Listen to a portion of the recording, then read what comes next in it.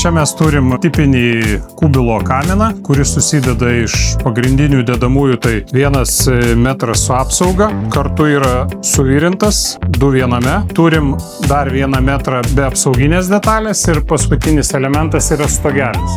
Stogelio tipai gali būti kelių rūšių, gali būti pas mus vadinamas arkinis stogelis, tai su išpiltom arkom, gali būti elementarus klasikinis stogelis, dar galim naudoti kaip kibirkščių gaudyklė, jeigu yra aplinkui kažkokios degios konstrukcijos, medžiagos, kur reikia labiau apsaugoti. Kaip ir minėjau, kubilo kamino rinkinys susideda iš stogelio, 1 metro be izoliacijos ir metras su apsauga. Apsaugos raštas gali būti įvairus, stengiamės išpildyti kliento poreikį. Šiuo metu mes matom 2 tipinius mūsų gaminamus, tai yra rombai ir ovalinės skylės. Be jokių problemų galim išpjaustyti kliento logotipą arba kažkokį kitokį ženklą, kas būtų aktualu.